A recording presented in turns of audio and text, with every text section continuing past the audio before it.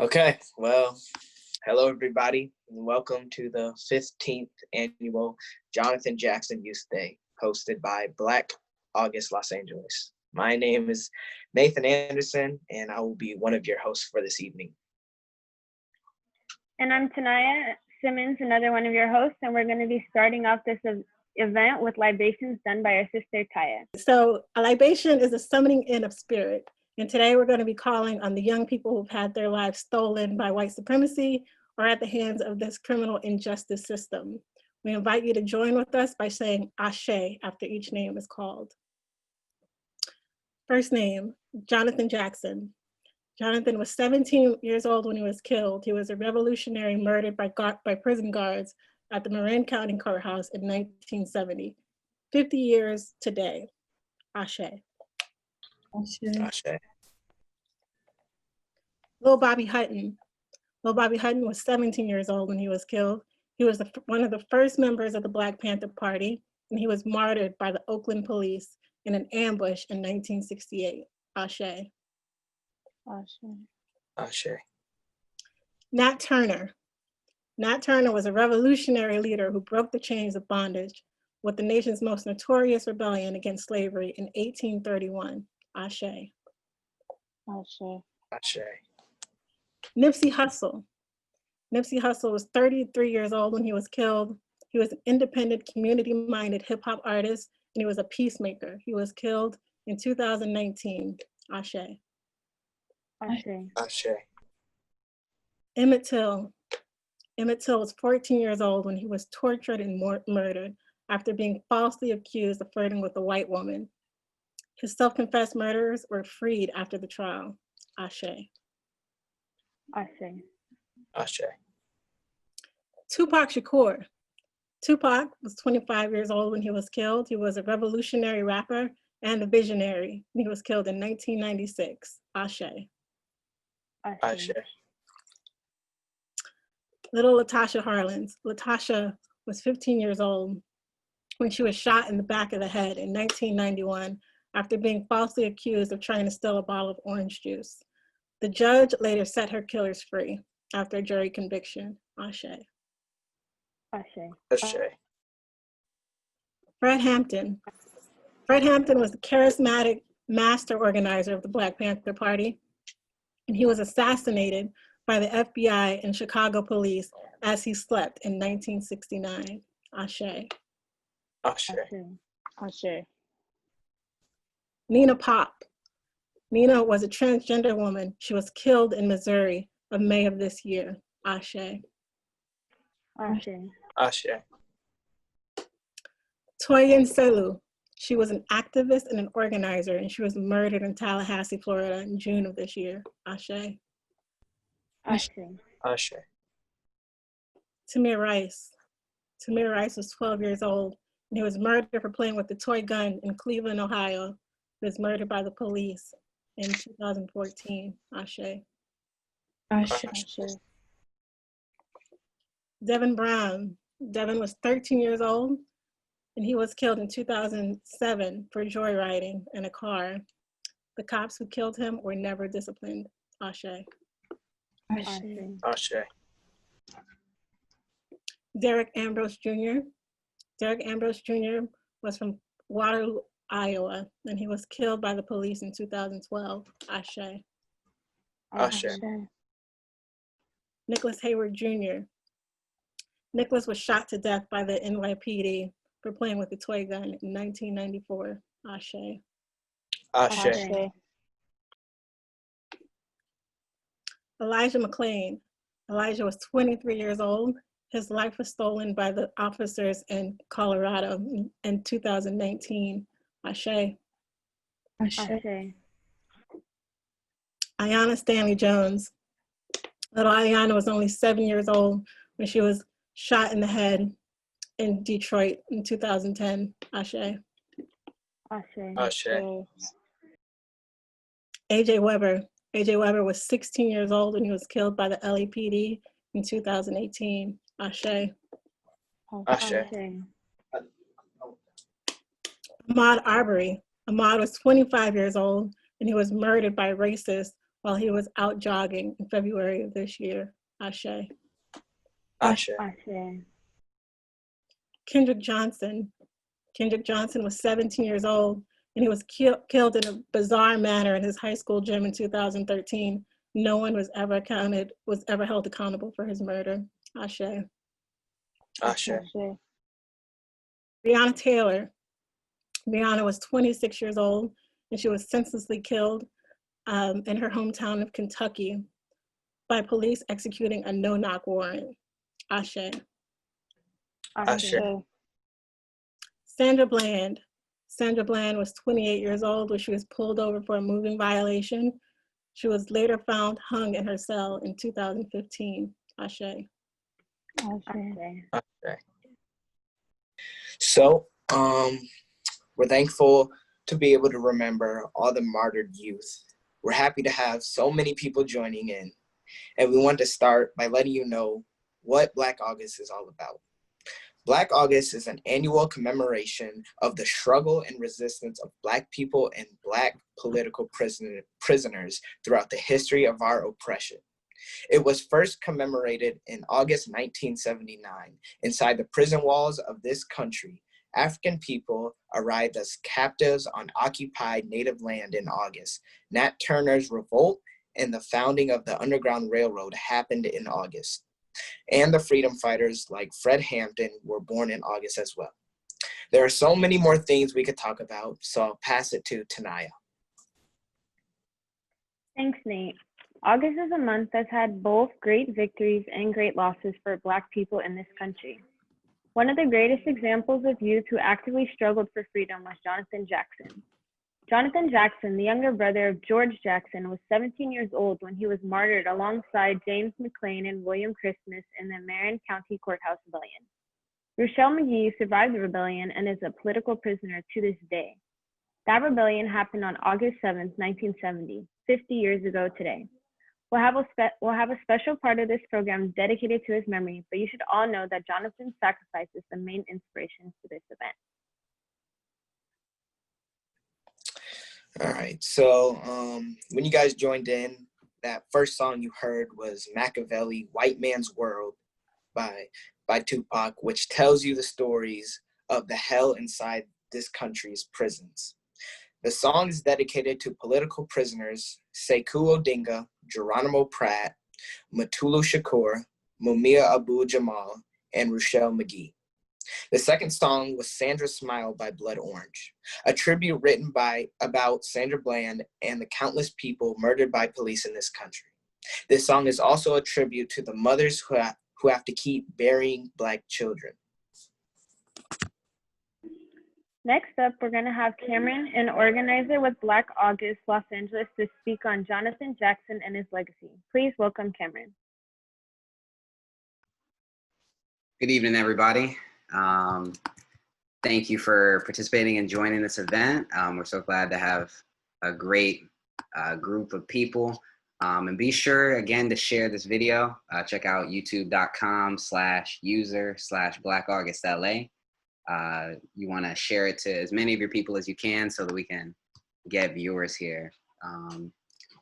And, I just wanted to start this off by, thanking the hosts and mentioning that 400 years ago marked the beginning of our struggle to break our American chains. And 50 years ago, Jonathan Jackson shook the earth to break his own chains, if only for a moment. And to talk about Jonathan, I feel it necessary to talk about his older brother, George Jackson, convicted of an armed robbery in 1961 as a 19-year-old, a desperate youth, when his freedom was snatched. A lot like Jonathan was 17 when his own freedom was snatched and he took his last breath. So George got 1 year to life in prison, which meant the prison administrators could keep him as long as they wanted, really. While he was in there, he went through a period of growth like a lot of our leaders do. Another prisoner named W.L. Nolan helped bring revolutionary radical politics to Jackson. That helped spark his passion to read and study revolutionaries like Karl Marx, Vladimir Lenin, Mao Zedong, Frantz Fanon, and so many more. They studied to prepare for the coming fight against the powers that be. But the fight ended up coming to them after W.L. Nolan was assassinated by a prison guard. And of course, to put more pressure and, get payback basically on these bright prisoners, these bright revolutionaries, George Jackson, Fleta Drumgo, and John Clichette were accused of killing a prison guard. Through those 11 years of confinement, George's spirit was unchainable, unbreakable, and it was contagious. Now, we want to focus on his younger brother to highlight the importance of youth in this movement. His young brother was named Jonathan, whose intellect was just as fiery as his passion. His words could cut through prison bars, and no matter what he did, we knew that he would be a target given his brother's political activity as well. And Jonathan was a political thinker, a devoted revolutionary. He was a precious mind.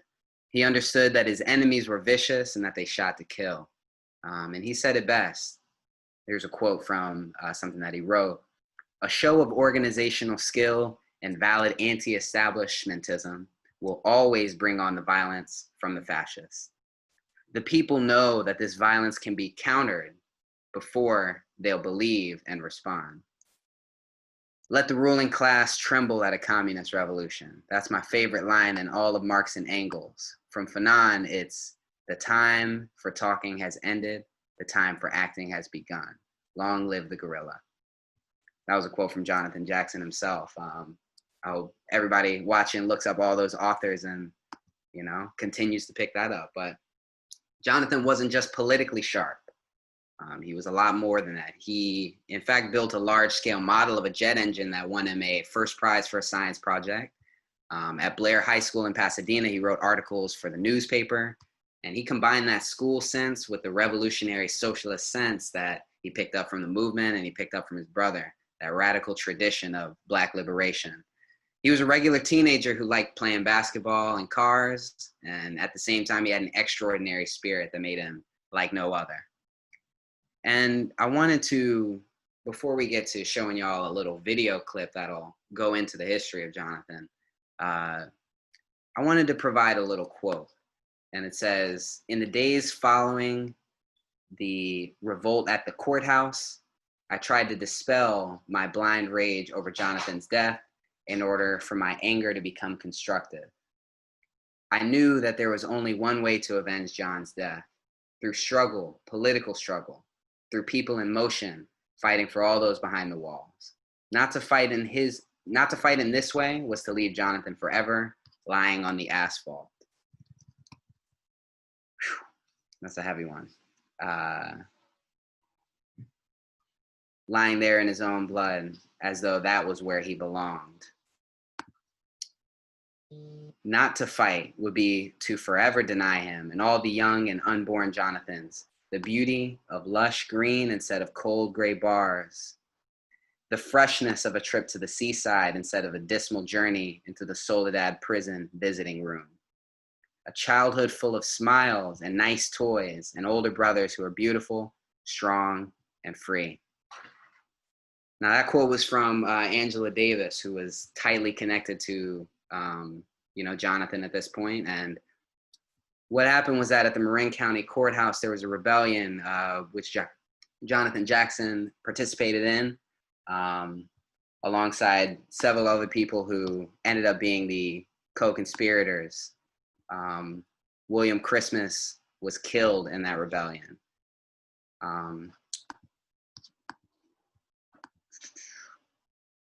Excuse me while I find this video. Now, Ruchell Magee did survive this and has become a political prisoner ever since. It's now been 50 years of Ruchell Magee being locked down.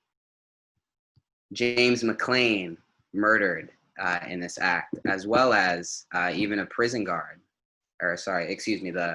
the judge from that case was also killed. So I wanted to bring all of this up, and I wanted to really put this down just because Jonathan's act, it was an act that really helped define a generation. It showed so many people what a selfless struggle looked like, being so ready to free his older brother, George Jackson, and whoever else he could free that day.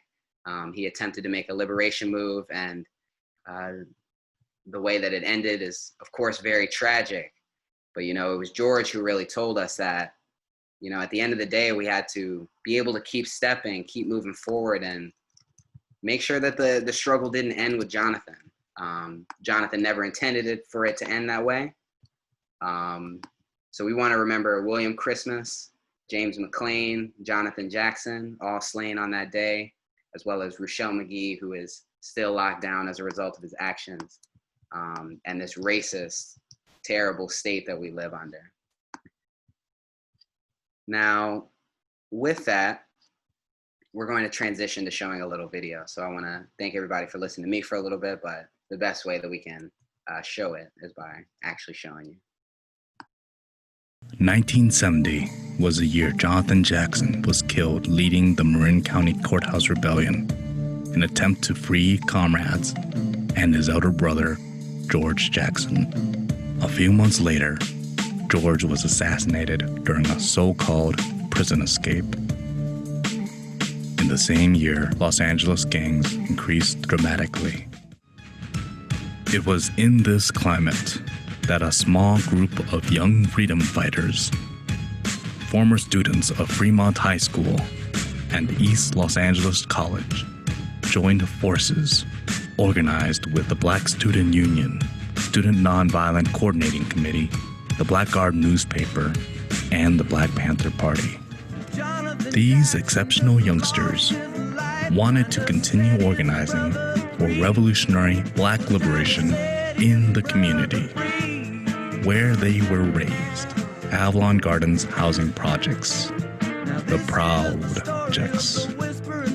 This is their story of resistance. At a time too when the gangs were becoming prevalent in the gardens, and they really did make their presence known, but to try to bully, you know, the younger youth that were coming to us.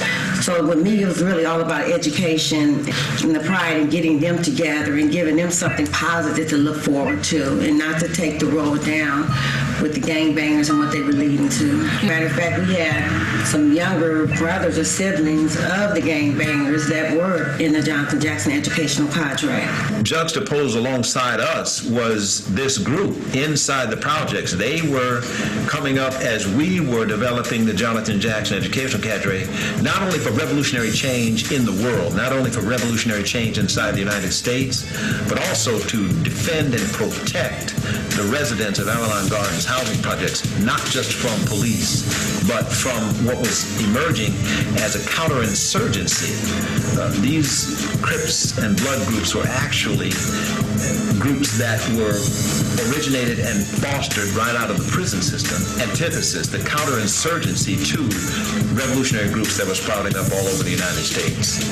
How far were you willing to go to defend? Blood.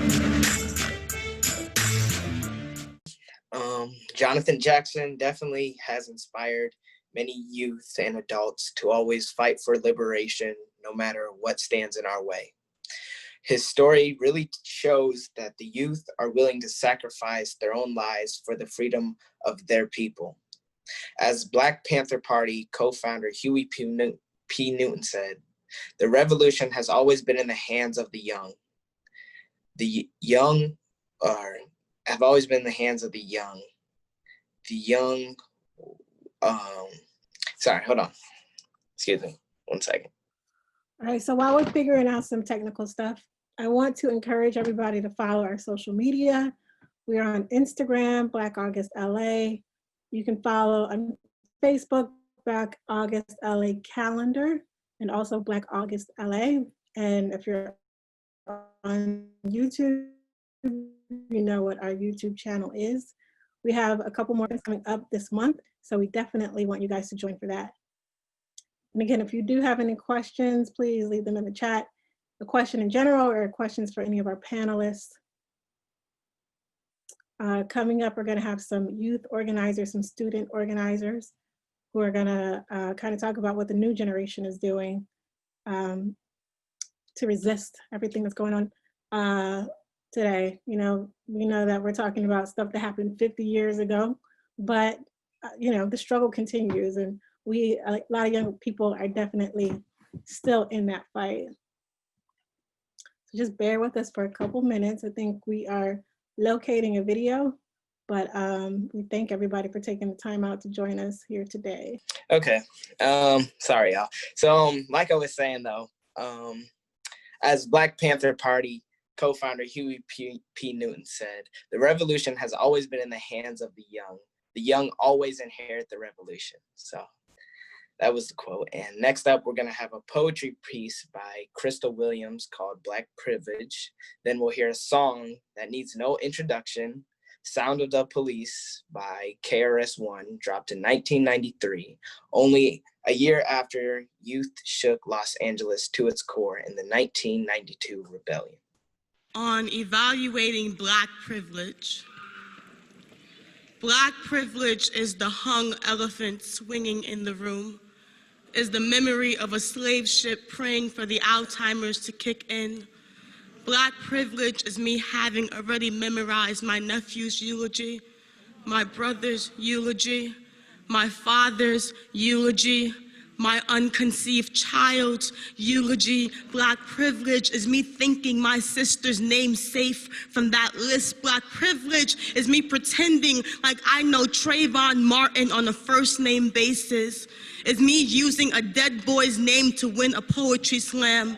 It's me carrying a mouthful of other people's skeletons to use at my own convenience. Black privilege is the concrete that holds my breath better than my lungs do. Black privilege is always having to be the strong one.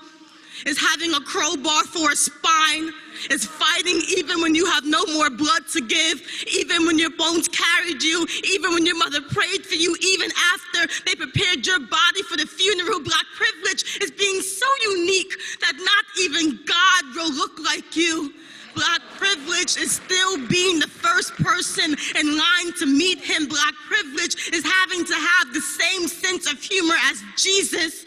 Remember how he smiled on the cross? The same way Malcolm X laughed at his bullet, and there I go again, asserting my Black privilege, using a dead man's name without his permission. Black privilege is a myth, is a joke, is a punchline, is the time a teacher asked a little boy what he wanted to be when he grew up, and he said alive, is the way she laughed when she said there's no college for that, and it's tiring, you know? For everything about my skin to be a metaphor, for everything Black to be pun intended, to be death intended. Black privilege is the applause at the end of this poem. Is me giving you a dead boy's body and you giving me a 10. Is me being okay with that. And I tried writing a love poem the other day, but my fingers wouldn't move. My skin started to blister like it didn't trust me anymore. Like it thought I was trading in this noose for a pearl necklace. Some days I'm afraid to look into the mirror for fear that a bullet George Zimmerman its way into my chest while I was asleep. The breath in my mouth is lucky enough to scare a courtroom. I'll be lucky if I'm alive to make it to the stand. For some people, their trials live longer than they do. Black privilege is knowing that if I die, at least Al Sharpton will come to my funeral. At least Al Sharpton will mason jar my mother's tears, remind us that the only thing we are worthy of is our death. We are judged by the number of people it takes to carry our caskets. Black privilege is me thinking that's enough. It's me thinking this poem is enough. Black privilege is this breath in my mouth right now. It's me standing right here with a crowd full of witnesses to my heartbeat. All right, I believe KRS-One, Sound of the Police will be up next. All right, so somebody actually had a question about how old Jonathan Jackson was. So he was born on June 23rd, 1953. And he was assassinated when he was only 17 on August 7th, 1970. Now, moving forward, after words from the teacher KRS-One, it's only right that we talk about the students next. Fremont High School was a major site of resistance during the Black Power movement. To bring that history to today, we'll have Harold Wilton come give us some context before sharing the trailer to his film, The Liberation of Fremont High. Harold was a young organizer during the protracted rebellion that lasted from 1968 to 1969, and today he's got a youthful spirit. Please welcome Harold. Greetings, young brothers and sisters and youth all over the world. Let me say this, the great Miles Davis, he's a jazz musician, he said, the only wrong note is when you don't follow it up with a good note. And I'm saying that to say that you have done a great job putting this Jonathan Jackson Day together, and I want to acknowledge that. And I wouldn't worry about mistakes. You make mistakes, like the great Art Blakey used to say, make it loud so you won't make it again. So I'm really, really inspired by the work that you put together. Fremont High, in the context of 1968, there were rebellions and revolts all over the country. Martin Luther King was assassinated in 1968. It's similar to George Floyd in 2020 in the sense that you have these revolts, I don't call them riots, you have these revolts and rebellions all over the country. Some people say that it's just anarchy or it's just madness. I say that it's a culture for the youth to join organizations eventually, who are beginning to join organizations. And that's the way we came about in 67 and 68 when you had revolts and rebellions all over the country. The fall of 1968, a group of Black students ranging in age from 15 to 17 organized a resistance against the then totally white, almost white student teachers and administrators. They organized the resistance to challenge that system of systematic racism in the educational system. In the process, they shut the school down, Fremont High School, they shut the school down for about 3 weeks. It was a total commitment and a total shutdown of that school. Fremont High was built in 1924, and at that time, it was about 90 to 99% white. 1947, this is in South Central, by the way, 1947, Black students started coming to Fremont High, and there was a strike put on by white parents and white students. They hung a Black man in effigy and burned him, and this created a lot of turmoil, a lot of resistance on the part of Black parents during that time. 1968, Fremont organizers seized control of the school. As the saying that they used, they told the administrators and the teachers, dismiss yourself or get dismissed, you see. And in putting this documentary together, what strikes out at me is, like I said, these students were like 15 to 17 years old. They were very articulate. They were seasoned organizers. 4 of them belonged to an organization called Student Nonviolent Coordinating Committee, SNCC, later to become the Student National Coordinating Committee, which at one time was headed by Kwame Ture, Stokely Carmichael, H. Rap Brown, now Jamil Al-Amin, who was a political prisoner. They continued their organizing until December of 1969, when 4 of the students were indicted by the district attorney of Los Angeles. They were indicted on what's called conspiracy to disrupt the educational code, which was a felony. And it is believed that this is the first time that this had happened to high school students. I say that to say that they were so well organized that the district attorney secretly indicted them because of their activities. Now, there was, not that I have to justify it, but there was very little violence during this year struggle. Again, you had the district attorney's office indicting 4 of the students, one of them which was my brother. Moving on into more of the film evolves around how the BSU was totally committed to boots on the ground, not just organizing on the campus, but also organizing in the community, door to door, like we used to say, block to block. And again, the articulation, the organization of these young people, it reminds me of today. It reminds me of you, young people, you, how articulate you are, how you're able to come with a correct analysis and a clear analysis of what has to be done. And let's get into the trailer. I talk too much. Located in South Los Angeles, Fremont High School had been built in the 1920s as a haven for white students when black migration to the city was integrating these neighborhoods. This whole thing was coming down from the grandfather to the kid, to the grandkid, and finally that generation just got fed up. As a teacher, I feel that these changes are very necessary. These changes are needed now. It was in the air of the revolution, of the climate of unrest. We moved to the Avalon Gardens. Project's life was cool.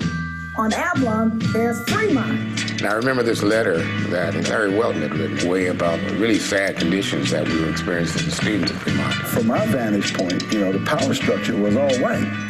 It made sense for us to form an organization of blacks to address that other side. It was pretty much all white.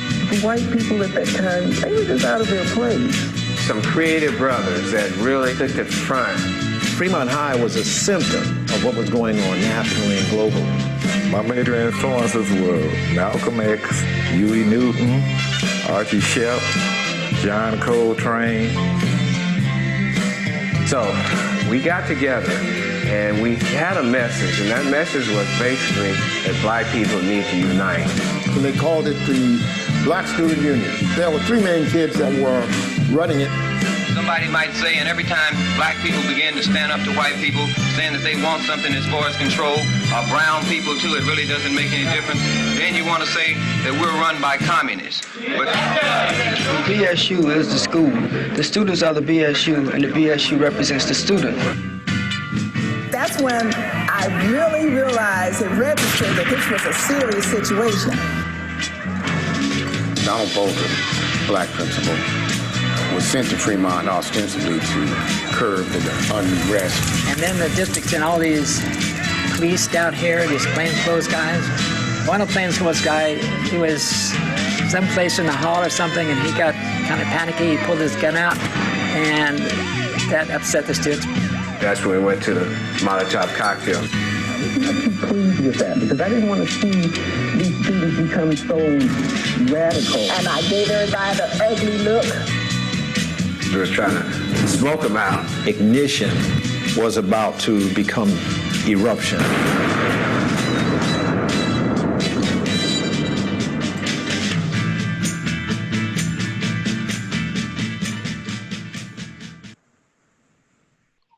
Okay, well, thank you, Harold, for that great presentation and video.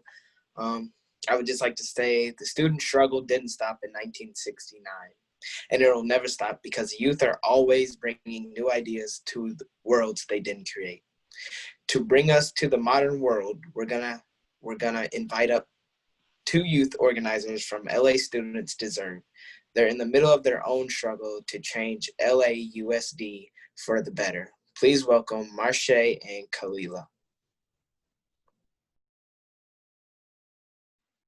Thank you.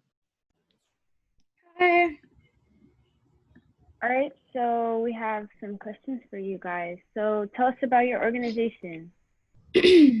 Okay, so hi, my name is Marche. I've been involved with Students Deserve for about 4 years now, and Students Deserve is a grassroots, volunteer-led, student-led organization with the support of parents, teachers, and community members.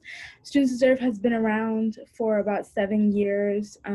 Before we were known as CEJ, the Coalition of Educational Justice, and now being 5 years now known as Students Deserve. And Students Deserve whole purpose is to make people focus on making Black Lives Matter in schools with the campaigns that we push based on Black student experiences.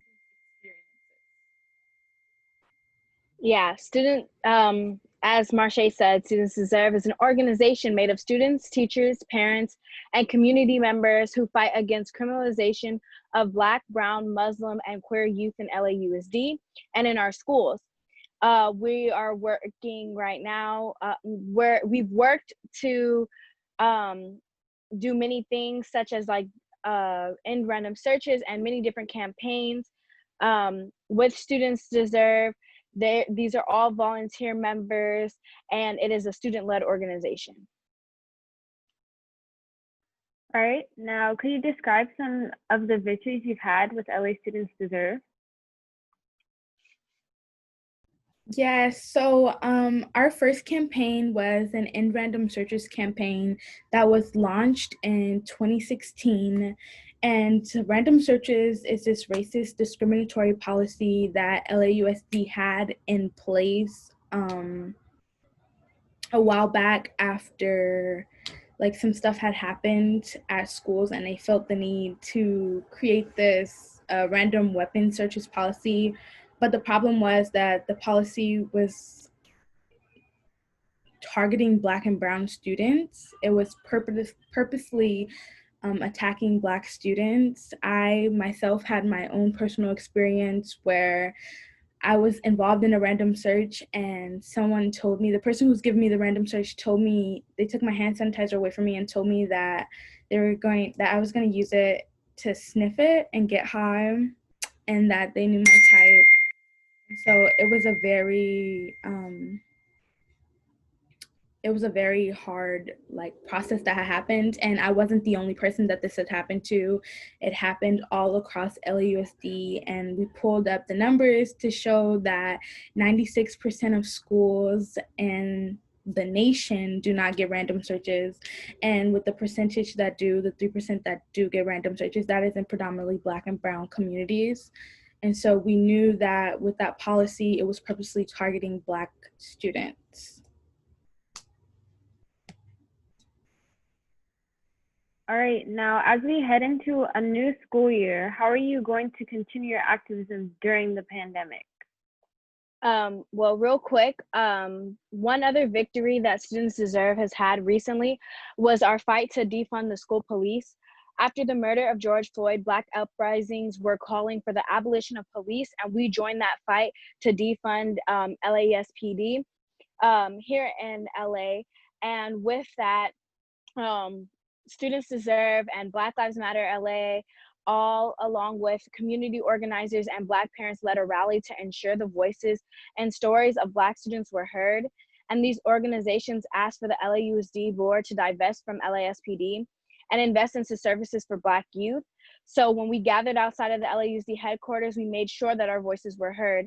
And 1 week after that action, we demanded divestment from LAUSD once again, and LAUSD is to invest $25 million to reallocating for students and divesting $25 million, which is 35% of LASPD's budget. Sorry, just to add on really quick, I forgot another victory, which was our ban to pepper spray. There had been 33 incidents of police officers pepper spraying students, like wildly, 33 incidents in one whole year. And we decided to push forth after an incident that happened at Dorsey where there was an altercation, and the police officer who was on duty decided to not only pepper spray the students who were in the altercation, but he also pepper sprayed everybody walking around and then pepper sprayed himself. And it is all on video. So we use that to push forth a ban to pepper spray. And we know that pepper spray is not allowed in detention centers, so it should not be allowed on campuses either. Right. Yeah, our current fight to defund the police started when we did a survey to defund the school police, and over 5,000 students and LAUSD filled out the survey. 86% of the survey's respondents called for the defunding of LASPD and for the $70 million that we're spending on the school police to be reinvested into support services. 88% of the people who did the survey were current Black students calling for the defunding of school police. And 85% of the current and former students who had interactions with school police reported them as negative, including experiences such as being followed, questioned, randomly searched, racially profiled, harassed, and or experiencing some other type of force.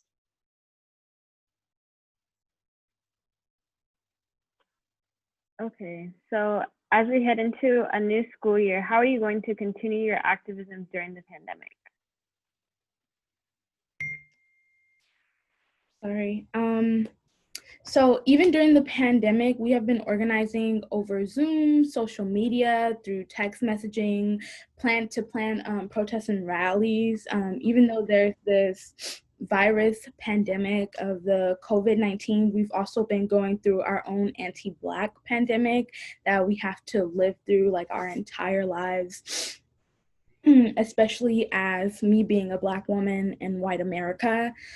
I think it's really hard, it's different from what we're used to, but we know that, it's the same way we have to make sure that we wear our masks is the same way that we have to make sure that we are fighting for our right to breathe and our right to be alive. So having to navigate through the pandemic while also building the capacity of folks who have been activated through the Black uprising and the killing of George Floyd has been very interesting, I must say. And then also a fight for us is the school police isn't defunded yet. So that is something that we're going to continue to fight for until our schools are 100% police free, and that all the $70 million that we spend on school police is reinvested into services and resources for Black students. We're also going to we also have a fight to push for ethnic studies in schools and mental health services, because that is a really big thing for us. A few of us have been speaking on panels for mental health services, and ethnic studies was supposed to happen back in 2019. As 2019 graduates, we were supposed to have ethnic studies in all schools. However, that has not implemented yet. So when we return back to school, we're going to be pushing for resources that we want to see as students, including more counselors, nurses, instructional assistants, PSWs, and no police. Especially after seeing schools that have been reopened and how social distancing is non-existent, we can't be putting our Black and brown students at risk. So we are going to be speaking about, we are also going to be talking about, like, during this pandemic, how if we return back to schools, what we need, and make sure that we're not returning back to schools until it's safe. Just to add on one more thing, organizing during the pandemic, like I said, it's been interesting, like figuring out how to activate. It's been interesting figuring out how to activate students and community members and adults who've decided, finally opened their eyes and decided that this is something that they want to fight for, and this is something that they're seeing while we're in a pandemic, because not everyone is able to leave their houses. They have people who are at risk, but also I have a grandfather who is incarcerated, and I had my first phone call with him last year, and he's also organizing inside of the prison system, trying to get a lot of the lifers released during this pandemic on some type of situation, because there's no such thing as social distancing in jail. And so not only is the police killing us and the pandemic is killing us, the prison system killing us, it's just this constant cycle of needing to fight during the pandemic. So even though organizing is different, it's still necessary and vital, and it's happening in some of the most unlikely places that people would think. All right, we hear your fight, and hopefully you guys are able to succeed. So one last question. Why do you think students play an important role in changing the society?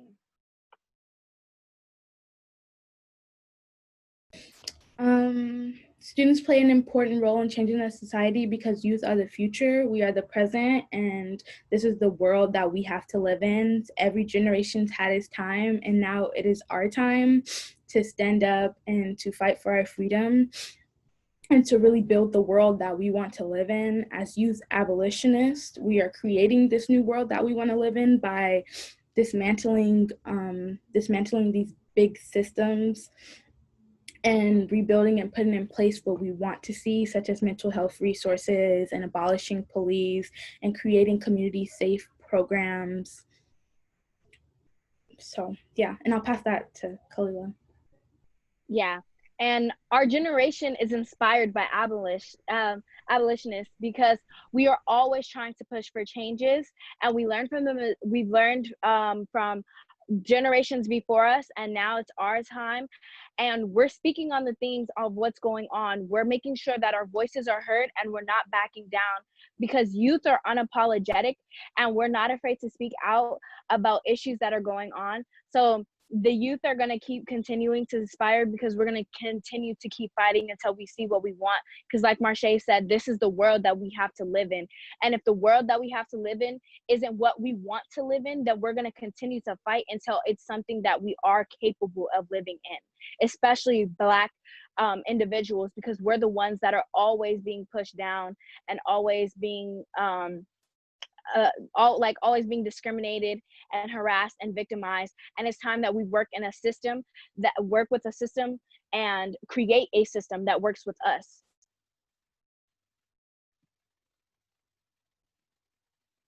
All right, I would like to thank you both so much, Marsha and Kalila, for coming on. Your stories are so inspirational, and I hope that people at home can see the fact that the struggle continues all the way into today. It's one thing to read about resistance and another to resist yourself. Last up, we're going to talk about a couple of youth who are locked down right now, Talib Williams and Joshua Williams. Again, thank you, Marsha and Kalila, but I will be talking about Talib Williams. And Talib Williams was sentenced to 50 years in prison after shooting a man who tried to take his life just months before. Talib's motive was fear, not vengeance, but the circumstances in the case didn't concern the American justice system. A jury was settled upon after every Black person had been excused, and those alleged peers decided that the skateboarding 17-year-old with nothing but a petty tagging charge should spend the rest of his life in prison. Since receiving a virtual death sentence, Talib has striven to rise above prison politics and better his life. He has authored 3 books while incarcerated, started a nonprofit organization, became a respected imam in the prison's Muslim community, facilitating a healthy spiritual development for practitioners of his faith, and facilitated a toxic masculinity workshop for inmates, which was the subject of a CNN documentary on Soledad State Prison called The Feminists on Cell Block Y. Talib was offered an early parole hearing for good behavior in 2017 and is currently awaiting the decision. Talib has committed what he thought would be his entire life behind bars to serving people and educating himself on important social issues. In his nearly 2 decades of incarceration, he has accomplished more than most people, not burdened by the weight of the prison system, and continues to find new ways to give back. Talib's next parole hearing is in the spring of 2020. You can read more about Talib and write to him at his website, https://talibthestudent.com. We'll post a link in the chat, or just, yeah. Josh Williams is the only remaining political prisoner from the Ferguson St. Louis uprising. He was an on-the-ground activist and protester that helped lead one of the largest movements against police violence in modern history. A few months after his 19th birthday, he was convicted and sentenced to a crime with almost no evidence. His unjust and harsh sentence was an attempt to intimidate the movement and make an example out of him. Josh has continued to speak truth to power and use his voice to unify communities against oppression. Josh's parole hearing is in September of 2020. In order to strengthen his chances for release, he needs letters that attest to his character and the support he'll have once he's home. You can write a letter on your own addressed to the parole board but sent to Josh. There are also online events for people who want to spend time together writing letters. This is a concrete way to support in getting Josh free. After reviewing the entire FAQ below, if you have any questions, please email freejoshwilliams@gmail.com. We'll have all of the information for this posted. So yeah. All right, so and just also to mention, when you choose to write to these people, please take these precautions. Don't mention Black August, George Jackson, Jonathan Jackson. Don't talk about how unfair the sentence is because it may hurt these people's chances at freedom. Instead, highlight the positives about that person and how much of an influence they are. We want to give a big Black August thank you to each of our speakers, the artists we shared, and the fallen youth we shouted out. We also want to thank everybody who's watching from home. We can't do any of this without the support from y'all. Please be sure to follow @Black August Los Angeles if you haven't already, and be sure to like and promote our page. Black August is far from over, so follow the Facebook page, Black August Los Angeles calendar, to stay up to date. Thank you.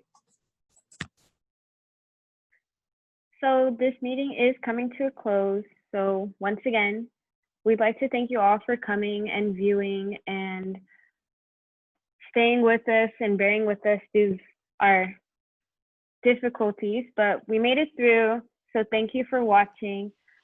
And remember that the struggle will continue. And that's all. So bye.